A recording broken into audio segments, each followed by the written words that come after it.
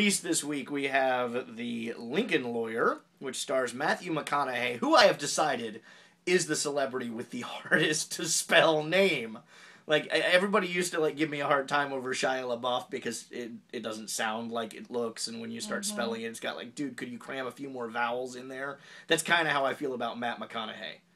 Yeah. Like, it is not spelled how it looks, and you try writing a review about it. It was where you have to use their name over and over and over. Yeah, so Matthew McConaughey plays a lawyer. This is based on a best-selling novel by Michael Connelly.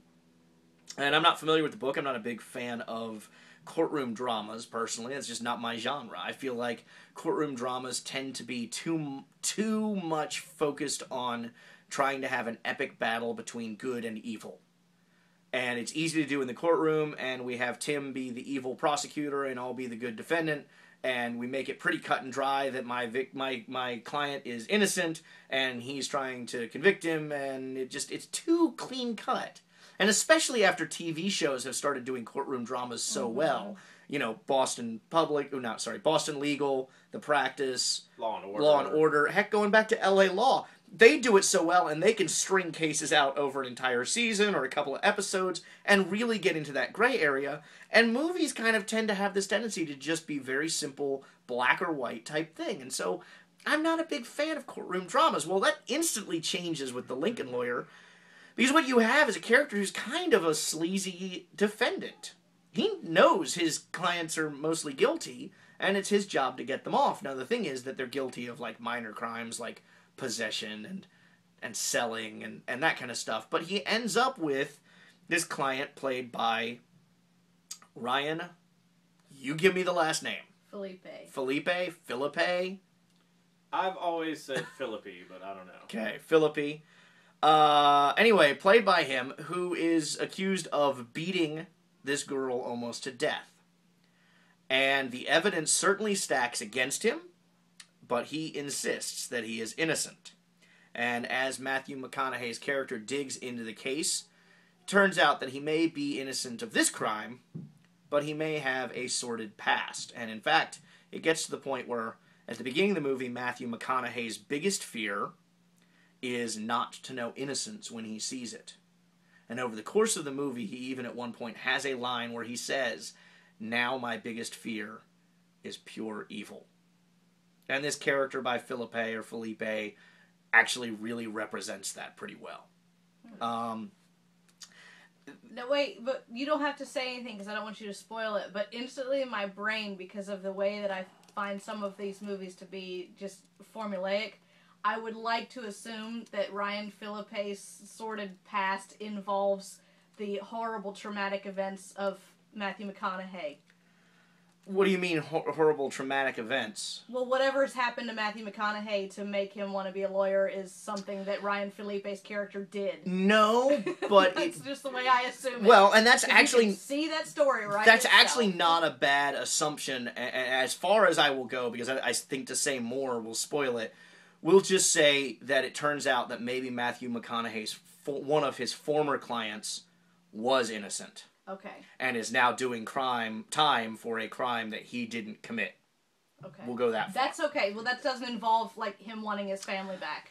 The movie has an all-star cast, okay? Matthew McConaughey, Marissa Tomei plays his estranged ex-wife, but they have actually a really close relationship. It's kind of an interesting dynamic, and Marissa Tomei is... the more I see of her, the more I enjoy her. Yeah. And that's not like a nudity type thing, just because she's done some serious nudity in some of the movies she's been in. Just the more I see her on screen, the more I enjoy seeing her. William H. Macy plays an investigator. Josh Lucas plays the prosecutor. John Leguizamo plays kind of this seedy bail bondsman. Michael Pena, who we've talked about before, really liking, he plays a former client. We'll say. Okay. And, Bob Gunton plays another lawyer. Frances Fisher plays Philippe's mother, and I love Frances Fisher. She was made for this role, but so is Matthew McConaughey. Matthew McConaughey was like the only person I could think of playing this role other than McConaughey would be maybe Bradley Cooper, because he's got to play off this calm, confident, smarmy kind of demeanor. But as the story goes, he's got to transition into someone who is very much in conflict with both what's going on and with himself. And McConaughey does that perfectly. I mean, absolutely perfectly. Trace Adkins. If you watch the trailer, and you've seen the trailer for this, the biker who stops the Lincoln is Trace Adkins, country musician. Who would have known that? Oh, Nah, wow. But like, I didn't get it from the trailer, but the second his name popped up in the credits, I went, "Oh my God, that's the biker!" Now there were a couple of story problems here. Mainly, like, I haven't read the books. Why is he the Lincoln lawyer? He has an office in the back of his Lincoln. He doesn't have like an office. And the only thing that the movie really gives you to that end is that you see early on in the movie as he like is moving from courtroom to courtroom to courtroom to get as many cases in as he can to make the big money. And that's the only way the movie justifies it. My understanding is there's a heck of a lot more backstory to this in the novel, but you know, that's not presented on screen. But all in all, I really kind of liked this a lot more than I expected to. I like that it's a gray area. I like that we have a client who is innocent and guilty at the same time. That certainly gets us away from that black and white, you know, good versus evil type battle. And Matthew McConaughey's not exactly the greatest guy because he defends people he knows are guilty. You know, he's not the out for justice attorney that we're used to seeing in movies. So I really kind of like that too. So again, not for me necessarily. I already know one person who went and saw it on my recommendation, and they loved it because they're more of a courtroom drama. For me, 3.5 stars is good enough. Yeah. And? All right. Because my God, he says it in the movie. When? I am not kidding. Like, I've got to see it. We've come to do that as a joke. And because of what was that? Where did that come from as the joke? Like, do you even remember where that stems from?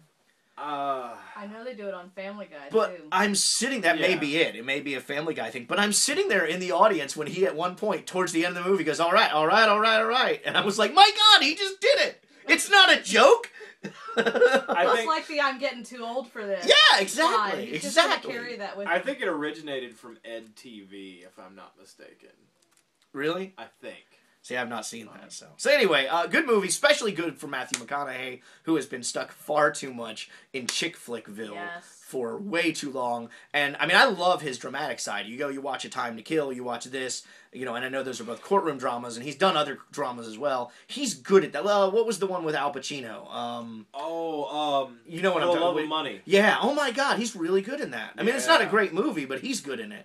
And they're a guy who's in over his head, which is very much what he plays here. So anyway, I enjoyed it, and I do recommend it. And this is an interesting week where the 3.5 stars is not a negative review. Mm-hmm. You know, I think I would recommend both Limitless and The Lincoln Lawyer to other people. I did recommend Lincoln Lawyer to somebody else, and they enjoyed it. And Limitless, I definitely would say check out on DVD. I don't know that you necessarily need the theatrical experience for it, but, you know, it still was not a bad movie, so...